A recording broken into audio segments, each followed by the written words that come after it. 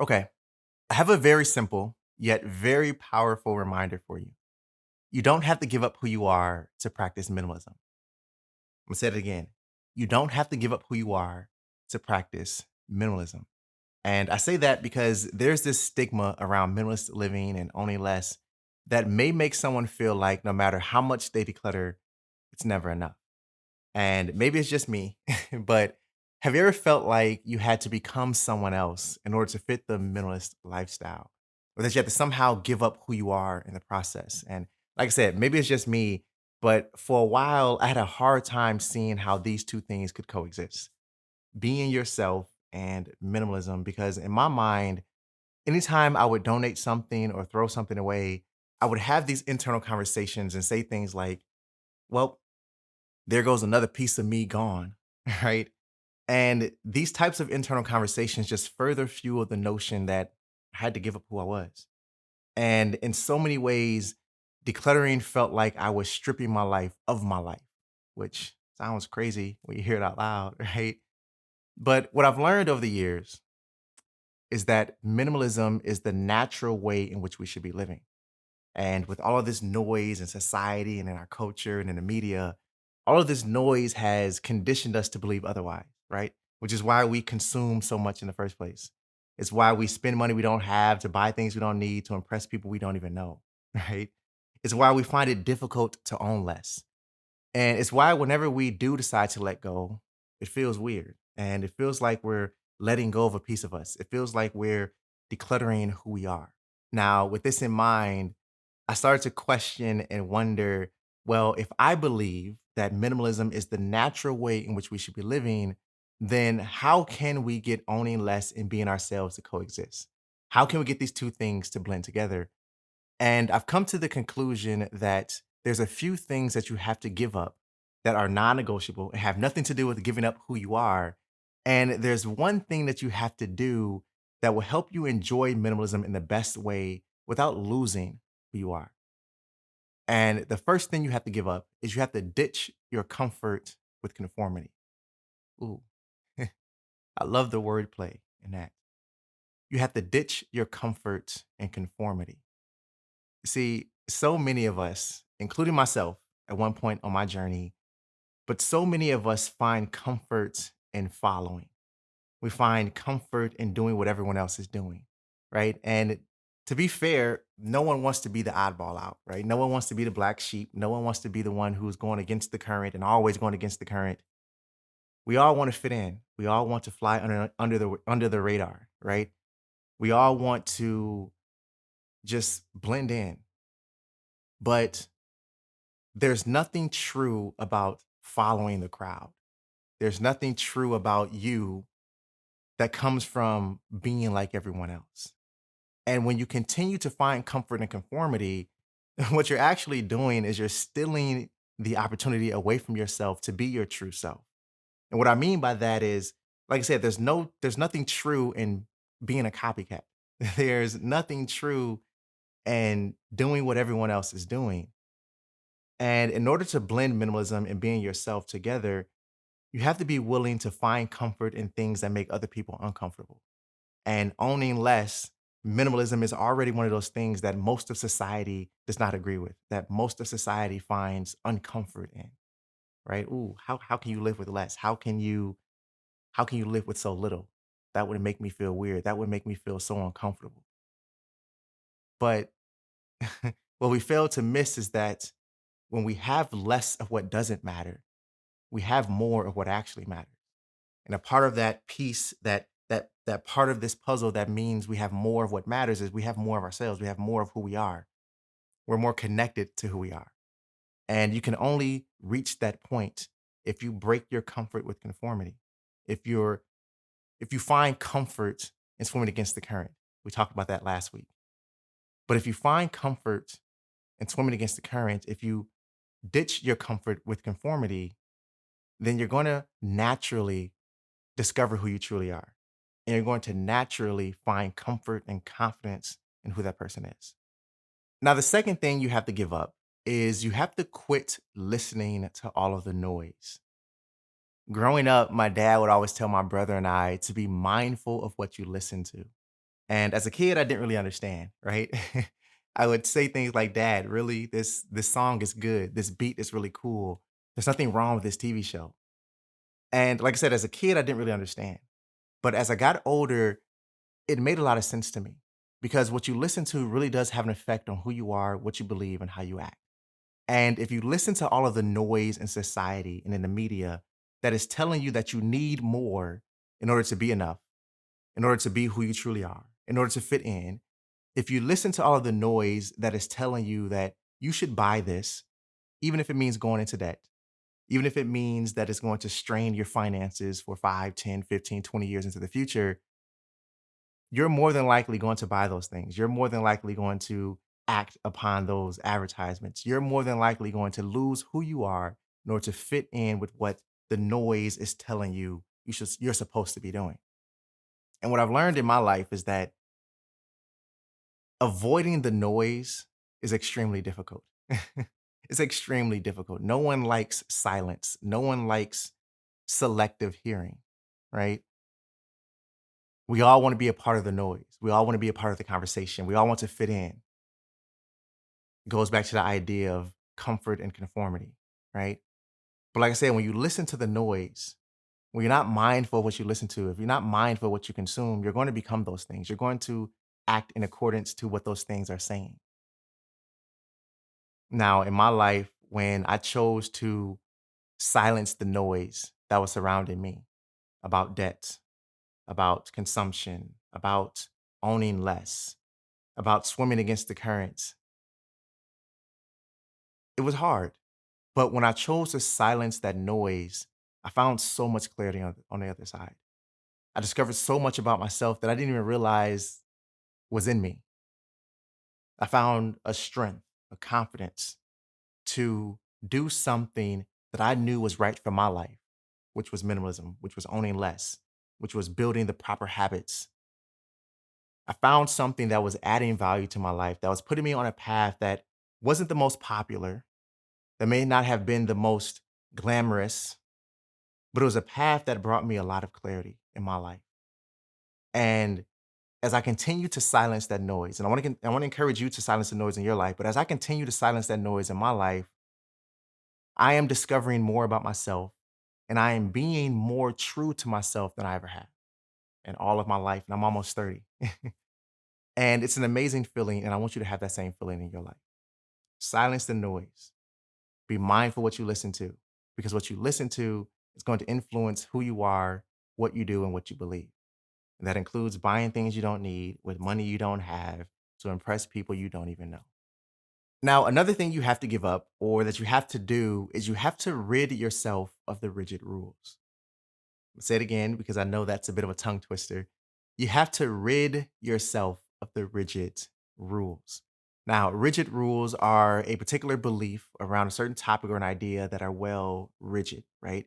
Meaning they're not flexible or up for negotiation.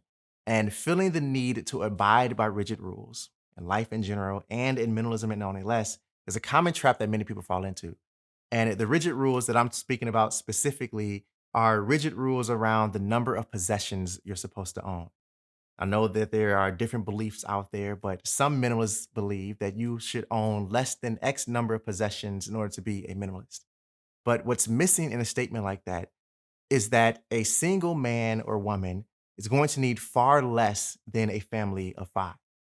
But that family of five can still live a minimalist lifestyle, even though the number of possessions are different, right? So don't focus on how many possessions you have. Just focus on whether or not you have enough possessions for the chapter of life you're currently living.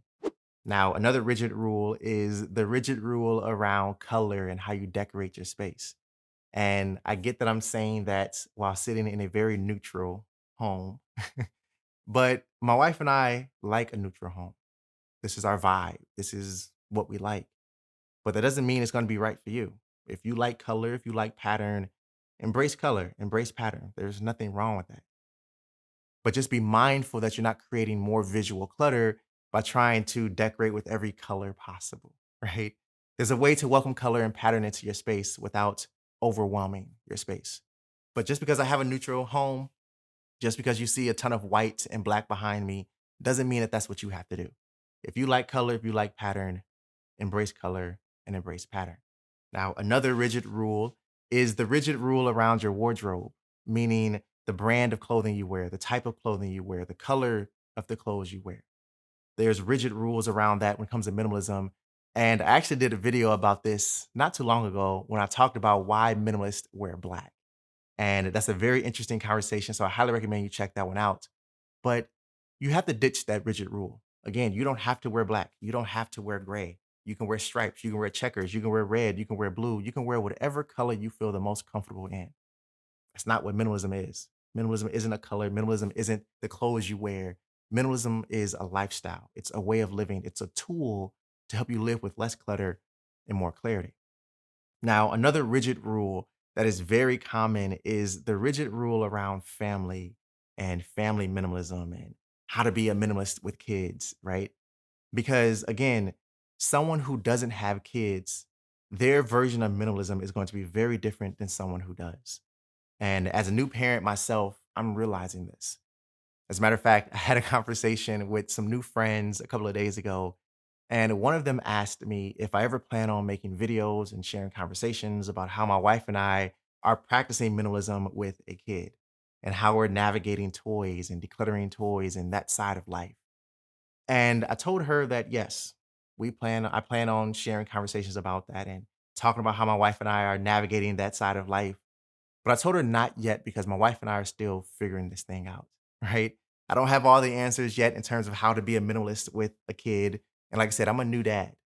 All of this is new to me. I'm navigating this for the first time. But I did tell her that there are a few things that we are doing that we're noticing have some benefit for us. And a few of those things are we're doing a toy rotation with our son. We're only allowing a certain number of toys to be out at a time, and we're rotating those toys based on his age, based on his interests, and based on how many we choose to have out at that time.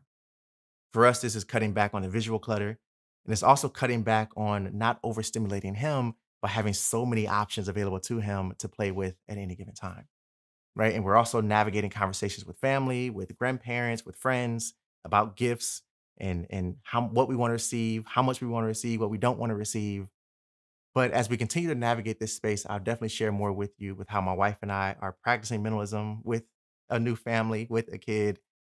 But until we really figure out what works for us, I'm not going to share that quite yet.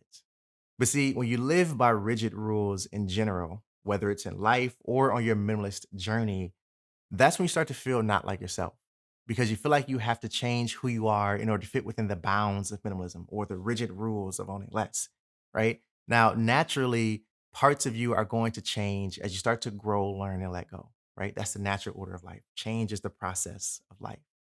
However, you don't have to subscribe to rigid rules that may threaten the integrity of who you are or force you to believe that you are someone you're not in order to see growth and change in your life, in order to live with less. It's completely possible for owning less and yourself to coexist. It's completely possible for you to be your authentic self and live a minimalist life. But the one thing you have to do, you have to get clear on who you are first. And I know that sounds silly, but hear me out for a second. If we were sitting down having a conversation in my living room, similar to this one here, and I asked you, well, tell me about yourself. Who are you? What are you into? Help me get to know you. How would you answer that question? And while you think about that, let me tell you what I've learned. There's a difference between your fantasy self and your authentic self, but that difference is a very fine line. And when we lack clarity around who we actually are, that's when we start to find it difficult to coexist with owning less. Because let me tell you this, owning less and minimalism aren't the problem. The problem is us playing a character beyond the life of their season, changing who we are and reading from a different script every other day, depending on our mood.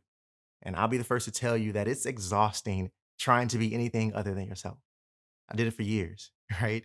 Now, detaching from your fantasy self and reconnecting to that authentic version of you that maybe you've tucked away and forgotten about because you've played that character for so long, it's going to take some time. It's going to take some work. It's going to take some practice, right? It didn't happen overnight for me. And I don't want you to misconstrue my words and think that it's going to happen overnight for you.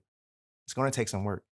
But there are some things that I did to help keep this momentum going and to support the clarity of self I was seeking. And the first thing I did is I really took the time to think about what was important to me. I knew that if I tried my best to prioritize what was important to me, then it would be far easier to live in alignment with those things and to get rid of anything else that wasn't serving me, right? A big part of minimalism, or a big part of what people miss about minimalism, is that it's not about just decluttering, right? It's actually about decluttering the things that aren't serving you in your life. And the only way to understand what's not serving you is to get clear on what you value, what's important to you, what you prioritize. And I have 2 free worksheets on my website. If you want to download them, I have a core values worksheet and I have a priorities assessment. Just go to ronaldlbanks.com/values to get the core values worksheet and ronaldlbanks.com/priorities to get the priority assessment. But working through these worksheets, really getting an understanding of what I valued in my life, what was important to me, what I prioritized, that helped me get a clear understanding of who I was. And once I understood who I understood what I wasn't. And what I wasn't was everything that I chose to declutter. Now, the other thing I did to help keep this momentum going for me is I did a lot of journaling. Now, there are different ways to journal, but the primary way that I journaled was through poetry. And I wrote a lot of poetry. I had to get clear mentally, I had to get clear emotionally, but I had to get those things out. And the best way that I can get them out was through poetry, through creative expression. And by doing so, again, I found a ton of clarity around who I was and what was important to me, which meant I knew what I wasn't. And because I knew what I wasn't, I was able to declutter all of those things that align with that person I wasn't trying to be. Now, the very last thing that I did is I went through various phases of detoxing. Now, what exactly did I detox? Well, social media was a big one. And this goes back to what you listen to and what you consume. Because for me, social media played a big influence on my life.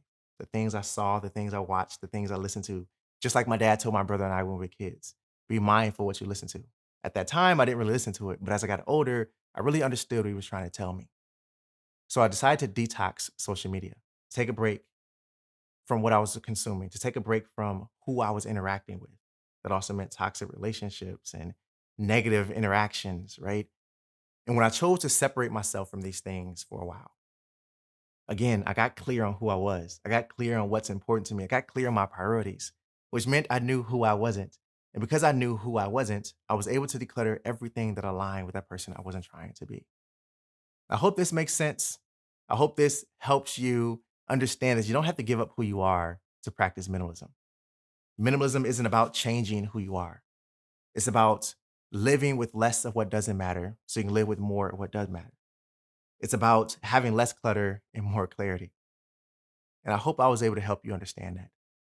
Keep growing on your journey, keep learning on your journey, and always remember to stay true to you, regardless of where you are in life, regardless of who's trying to force you to conform to what's normal.